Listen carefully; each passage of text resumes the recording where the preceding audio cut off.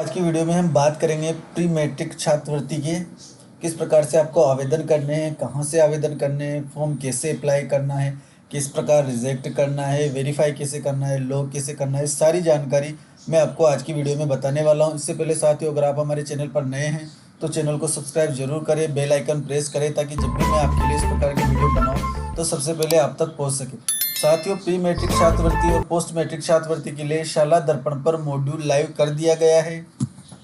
Scholarship का किस प्रकार आपको आवेदन कर देने हैं मैं आपको बता देता हूं साथियों। तो सबसे पहले आपको अपना शाला दर्पण ओपन कर लेना है। शाला दर्पण ओपन करने के बाद आपको यहां से स्कूल लॉगिन या स्टाफ लॉगिन से लॉगिन नहीं करना है, इसको स्क्रॉल डाउन करना है। यहाँ पर आपको छात्रवृत्ति के लिए एक अलग से पोर्टल बनाया गया है, मैं आपको दिखा देता हूँ साथियों। इस प्रकार का मॉड्यूल आपको नज़र आ जाएगा, इसी से हमें इस बार आवेदन करने हैं। HDBSP बेनिफिशियरी स्कीम पोर्टल, इससे आपको स्कॉलरशिप के लिए आवेदन करना है साथियों। तो इसी को हमें ओपन कर लेना है। इस तरह का पेज आपके सामने ओपन हो जाएगा। यहाँ पर आप देख सकते हैं स्कूल लॉगिन और ऑफिस लॉगिन का ऑप्शन हमें नज़र आ रहा है। यहीं से हमें स्कूल लॉगिन पर क्लिक करना है। स्कूल ऑफिस लॉगिन के बाद कुछ इस तरह का पेज हमारे सामने ओपन होगा साथियों। आप यहाँ से देख सकते हो 3 प्रकार से हम आवेदन कर सकते हैं: government school, office, private school और इंचार्ज। तो गवर्नमेंट स्कूल तो यहाँ पर गवर्नमेंट आईडी पासवर्ड डाल के स्कूल के सिंपली हम लॉगिन कर सकते हैं। प्राइवेट स्कूल के लिए हम उनकी आईडी पासवर्ड डाल के वो लॉगिन कर सकते हैं। लेकिन हमें इंचार्ज मैपिंग के हिसाब से ही प्री मैट्रिक आवेदन कर सकते हैं। तो सबसे पहले तो आप शाला दर्पण पर वर्क इंचार्ज मैपिंग कर दे। इसके लिए मैंने पहले वीडियो बना दिया है, साथ ही आपने नहीं देखा हो तो उसको देख ले। और इसके लिए ज़रूरी है कि आप पहले वर्क इंचार्ज मैपिंग कर दे, उसके बाद ही आप आवेदन कर पाएंगे। तो सिंपली हमें इंचार्ज पर क्लिक करना है। यहाँ से हमें अपनी स्टाफ आईडी डालनी है। यहाँ पर स्कूल लॉगिन आईडी हमें डालनी है और स्टाफ विंडो के पासवर्ड हमें यहाँ पर डालने हैं। यहाँ पर ध्यान देने योग्य बात यह है साथियों, यहाँ पर स्टाफ विंडो के पासवर्ड ही हमें डालने हैं, स्कूल लॉगिन के पासवर्ड नहीं डालने हैं। और यहाँ पर कैप्चा डालकर हमें सिंपली लॉगिन कर लेना है। इस तरह का पेज हमारे सामने ओपन हो जाएगा। HDBSP बेनिफिशियरी स्कीम पोर्टल हमारे सामने खुल चुका है।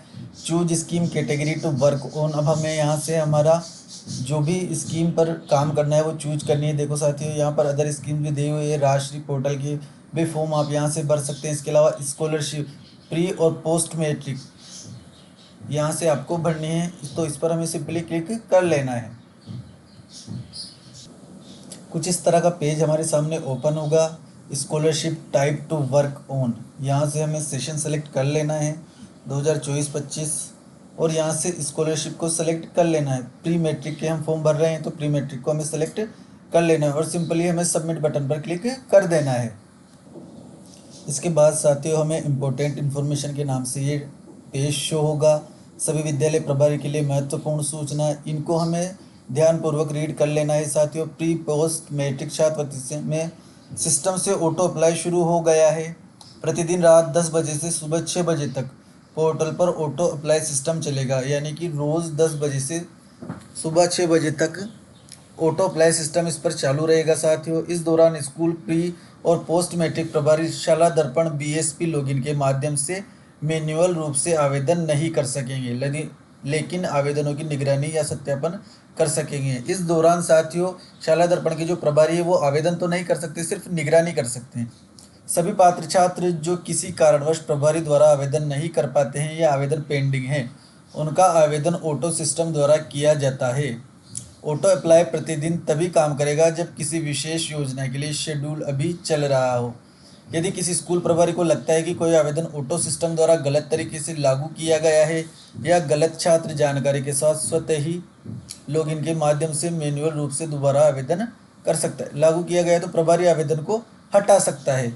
और स्टेप 1 अप्लाई रिजेक्ट का उपयोग करके शाला दर्पण BSP प्रभारी लॉगिन के माध्यम से मैन्युअल रूप से दोबारा आवेदन कर सकता है। यदि आपको कुछ लगता है कि कोई गलत आ गया है तो आप उस फॉर्म को रिजेक्ट भी कर सकते हैं साथियों, लेकिन रिजेक्ट करने से पहले ध्यानपूर्वक उसकी जांच कर ले।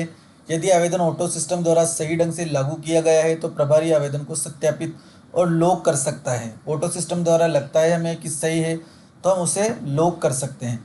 कृपया किसी भी छात्र को अनावश्यक रूप से अस्वीकार न करें जब तक कि अस्वीकृति का कारण वैध न हो। ये मुख्य बात है साथियों।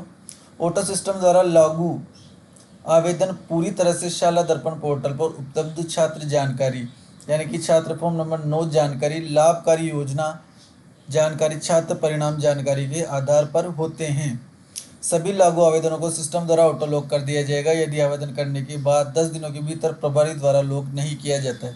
यदि प्रभारी ने 10 दिन के अंदर आवेदनों को लॉक नहीं किया चेक करके, तो स्वतः ही सिस्टम इनको लॉक कर देगा और इनकी पूरी जानकारी साथ ही फॉर्म नंबर 9 से उठाएगा। लाभकारी योजना जिसके बारे में मैंने आपको पिछली वीडियो में बताया था, वहाँ से ये सारी जानकारी इनकी लेने वाला है। यदि परिणाम स्थिति या परिणाम प्रतिशत स्थिति में क्रॉस चिन्ह दिखाई दे रही है तो कृपया क्लास रिजल्ट फॉर स्कॉलरशिप मेनू पर जाए और छात्र की परिणाम स्थिति और प्रतिशत अपडेट करें। ये भी किस प्रकार अपडेट करना है मैं आगे आपको वीडियो में बताऊंगा। तो सिंपली इसको महत्वपूर्ण नोट से तो इनको रीड कर लेना है, उसके बाद क्रॉस कर देना है। इस तरह का पेज हमारे सामने ओपन होगा। यहाँ से हम अपनी स्कूल की पूरी डिटेल्स देख सकते हैं। लेटेस्ट डाटा, महत्वपूर्ण जानकारी देखने के लिए क्लिक करें। यहाँ से आप नोट्स को वापस देख सकते हैं। इसके अलावा टोटल एप्लीकेशंस यहाँ पर 0 शो हो रही है। लॉक एप्लीकेशन फॉर स्कॉलरशिप क्योंकि अभी हमने भरी नहीं है तो यहाँ पर भी 0 शो हो रही है।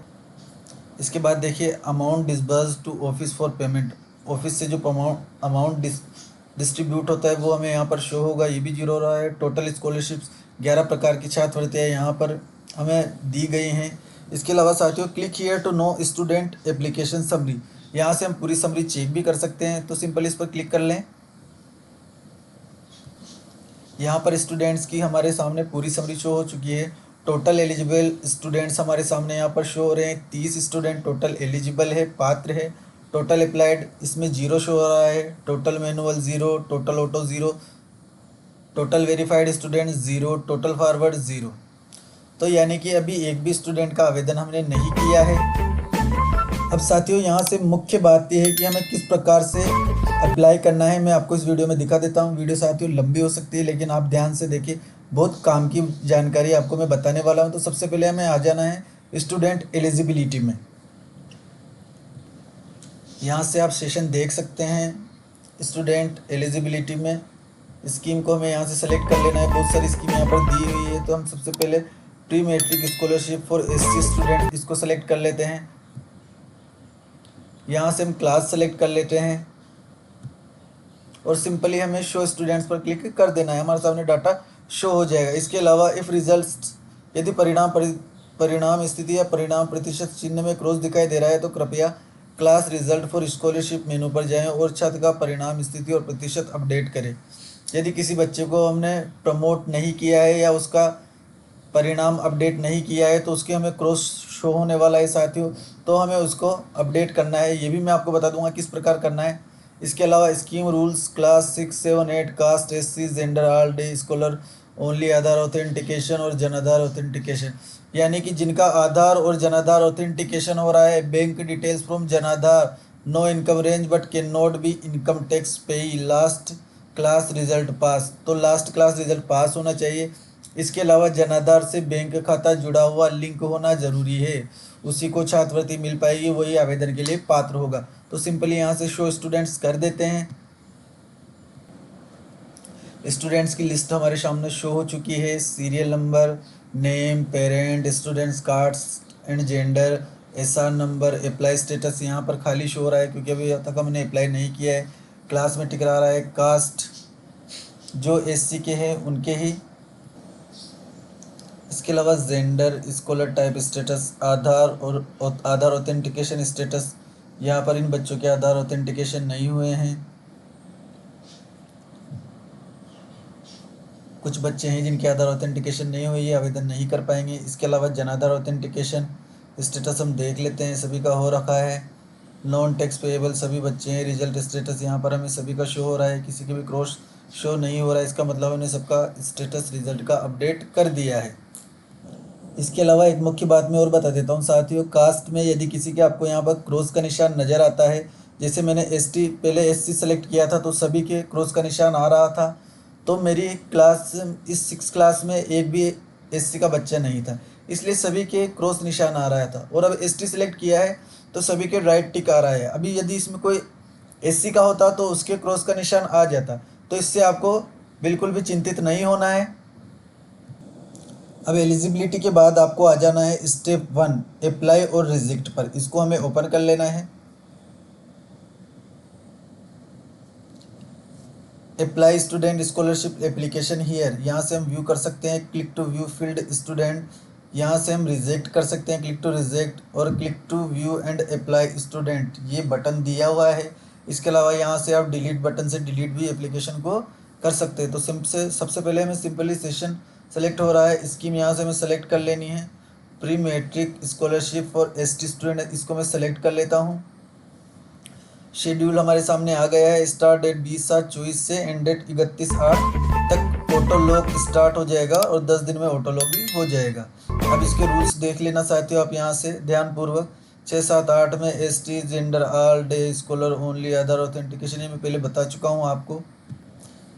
यहाँ से शो स्टूडेंट कर आपको इनको देख लेना है। Eligible student list select to apply, applied student list, rejected student list. जैसे हम इस पर शो करेंगे एलिजिबल स्टूडेंट की लिस्ट हमारे सामने ओपन हो जाएगी।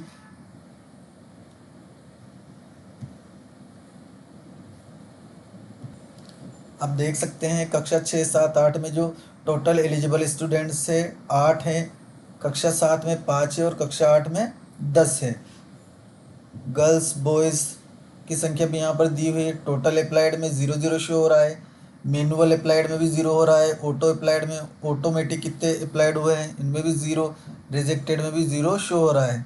तो अभी तक हमने एक भी आवेदन नहीं किया है तो सब जगह 0 शो हो रहा है। इसके अलावा आप यहाँ से रिजेक्टेड स्टूडेंट की लिस्ट भी देख सकते हैं, आवेदन करने के बाद किसको आपने रिजेक्ट किया है। तो अब आवेदन करने के लिए सिंपली आपको यहाँ क्लास 6 पर, जिस भी क्लास का आप भर रहे हो उस पर क्लिक कर देना है।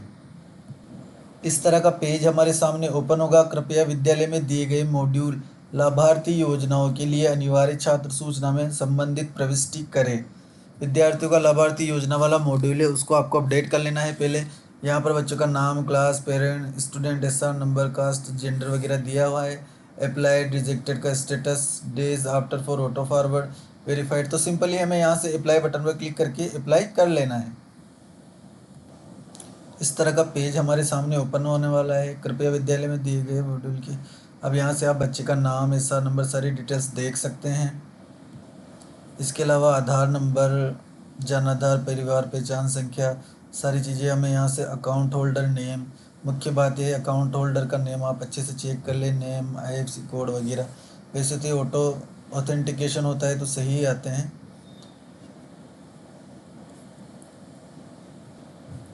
फैमिली इनकम यहाँ पर दी हुई है। लास्ट क्लास रिजल्ट पास यहाँ पर दिया हुआ है। Scholar type days scholar.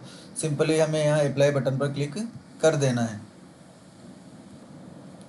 Applied successfully का मैसेज हमें शो हो गया है, यानी कि उसका बच्चे का आवेदन सक्सेसफुली अप्लाई हो चुका है। सिंपली इसको ओके कर दें।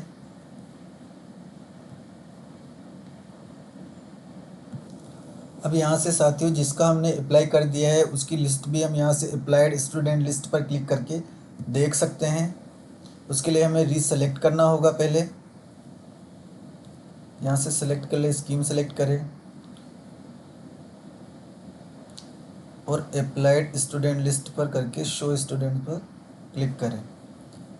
देखो साथियों कक्षा 6 के हमने 2 बच्चों को अप्लाई किया था तो सिंपली हमारे सामने 2 बच्चे शो हो चुके हैं। मैनुअली अप्लाइड में 2 बच्चे शो हो रहे हैं, ऑटो किसी का नहीं हुआ है और रिजेक्टेड एप्लीकेशंस भी नहीं है। तो जितने भी बच्चों का आप अप्लाई करेंगे मैनुअली करेंगे तो मैनुअली में शो होगा। ऑटो होता है यदि किसी बच्चे का तो ऑटो का भी आपको यहाँ पर शो हो जाएगा। जैसे इस क्लास पर क्लिक करेंगे आप, आपके सामने बच्चों की डिटेल्स शो हो जाएगी इस प्रकार से। अब आप यहाँ से देख सकते हैं applied on 23/7/2024, days left for auto forward, 10 दिन यहाँ पर ऑटो फॉरवर्ड होने को बचे हुए हैं। साथियों अप्लाई करने से पहले आप बैंक के आईएफएससी कोड जरूर चेक कर ले बच्चे के। यदि बैंक के आईएफएससी कोड गलत है तो बच्चे को बहुत परेशानी हो सकती है। अब यहाँ से आप इसकी एप्लीकेशन को व्यू करके देख सकते हैं और आपको लगता है कि गलत आवेदन हो गया है तो आप इसको यहाँ से डिलीट भी कर सकते हैं। इसके बाद साथियों आ जाता है स्टेप 2 वेरीफाई। इसको हम ओपन कर लेते हैं। स्कीम सेलेक्ट कर लेते हैं और शो स्टूडेंट्स पर क्लिक कर देते हैं।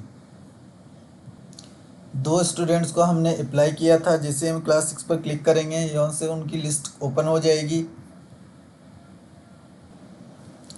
स्टूडेंट का वेरीफाई मॉड्यूल हमारे सामने खुल गया है। कृपया विद्यालय में दी गई मॉड्यूल लाभार्थी योजना के लिए संबंधित प्रविष्टि करें। अब यहाँ से साथियों आप चाहो तो उसको देख सकते हैं। और अप्लाइड 7 जुलाई 2024 को यह हुआ है। चेक टू वेरीफाई, इस बॉक्स में क्लिक करके हम इसको वेरीफाई स्टूडेंट्स पर क्लिक करेंगे तो सिंपली हमारा वेरीफाई हो जाएगा।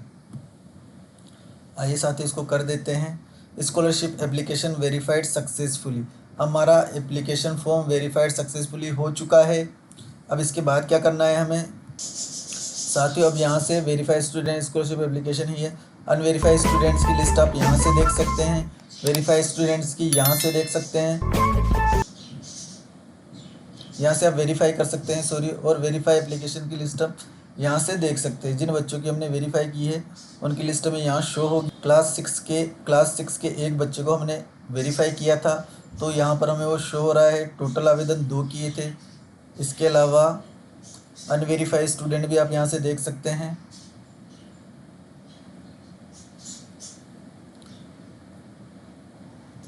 इसके बाद तीसरा स्टेप आता है हमारा लॉग का। इसको ओपन कर लेते हैं, यहाँ से स्कीम सेलेक्ट करते हैं और शो स्टूडेंट्स पर क्लिक कर देते हैं। नोट देख लीजिए साथियों, all applied student will be auto logged if not logged by incharge before the schedule ends. 10 दिन के अंदर वो ऑटो लॉक हो जाएगा। यदि आप 10 दिन के अंदर उसको लॉक नहीं करते तो उस वक्त ही लॉक हो जाएगा।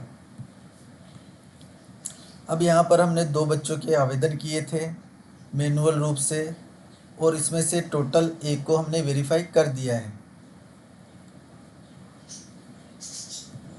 अब मैं उसी को आपको लॉक करके दिखा देता हूँ। तो सिंपली हमें क्लास 6 पर क्लिक करना है।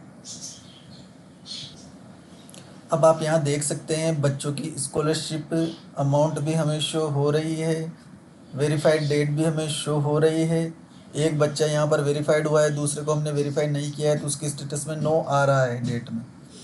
इसके अलावा अमाउंट यहाँ पर शो हो रही है। यहाँ से हम चाहे तो एप्लीकेशन को डिलीट भी कर सकते हैं और चाहे अगर हम 100% संतुष्ट है तो फाइनल लॉक भी कर सकते हैं। मैं अभी इसको फाइनल लॉक नहीं कर रहा हूँ साथियों, क्योंकि मुझे और भी बच्चों के भी फॉर्म भरने हैं। तो यहाँ से आप चाहे तो फाइनल लॉक कर सकते हैं। जब आप 100% सेटिस्फाइड हो जाए तो यहाँ से फाइनल लॉक कर दे। इसके अलावा साथियों अगर गलती से आपसे लॉक हो भी जाता है या आप फाइनल लॉक कर भी देते हो तो आपको यहाँ पर अनलॉक का ऑप्शन भी मिल जाएगा। यहाँ से आप इसको अनलॉक वापस कर सकते हैं। यदि आपको लगता है कि कुछ मिस्टेक हुआ है तो आप इसको यहाँ से अनलॉक भी कर सकते हैं। अब साथियों आपको अप्लाई कैसे करना है, वेरीफाई कैसे करना है, रिजेक्ट कैसे करना है, लॉक अनलॉक वेरीफाई अनवेरीफाई सब मैंने बता चुका हूँ आपको इस वीडियो में। इसके अलावा साथियों यदि किसी के अगर रिज़ल्ट संबंधी दिक्कत आती है तो यहाँ पर ये ऑप्शन दिया हुआ है क्लास रिजल्ट फॉर स्कॉलरशिप, इस पर आपको क्लिक कर देना है। यहाँ से आपको क्लास सेलेक्ट कर लेनी है। जैसे मैं क्लास 6 को सेलेक्ट कर लेता हूँ और शो स्टूडेंट्स पर क्लिक कर देना है। यहाँ पर साथियों इन नोट्स को आप अच्छे से पढ़ ले एक बार, उसके बाद ही करें। नो रिकॉर्ड फाउंड यहाँ पर आ रहा है क्योंकि मेरे विद्यालय में सभी का प्रमोशन और रिज़ल्ट अपडेट हो चुका है। यदि आपके विद्यालय में ऐसा कोई बच्चा बचा होगा तो उसका यहाँ पर आपको रिज़ल्ट डिटेल्स शो हो जाएगी और यहाँ से आप उसकी रिज़ल्ट को अपडेट कर सकते हैं। इसके अलावा साथियों यहाँ पर रिपोर्ट्स का ऑप्शन भी दिया हुआ है। Student application, student count report, status report, यहाँ से आप चेक कर सकते। स्टूडेंट एप्लीकेशन रिपोर्ट आप यहाँ से देख सकते हैं, XY रिपोर्ट और स्टूडेंट लिस्ट वगैरह यहाँ से देख सकते हैं। इसके अलावा यहाँ पर कॉन्टैक्ट इन्फो भी दे रखी है, इनकी आप कॉन्टैक्ट इन्फो भी देख सकते हैं। प्री मैट्रिक शाला दर्पण इंचार्ज ऑफिसर जयपुर। यदि आपको कोई दिक्कत होती है तो साथियों इनसे भी आप संपर्क कर सकते हैं। यदि आपको वीडियो पसंद आया हो तो चैनल को सब्सक्राइब ज़रूर करें साथियों। इस प्रकार की वीडियोस मैं आपके लिए लाता रहता हूँ। बेल आइकन प्रेस करें ताकि जब भी मैं आपके लिए इस प्रकार की वीडियो बनाऊँ तो आप तक पहुँच सके। वीडियो को शेयर और लाइक ज़रूर करें, ज़्यादा से ज़्यादा शिक्षक साथियों तक पहुँचाने का प्रयास करें। धन्यवाद।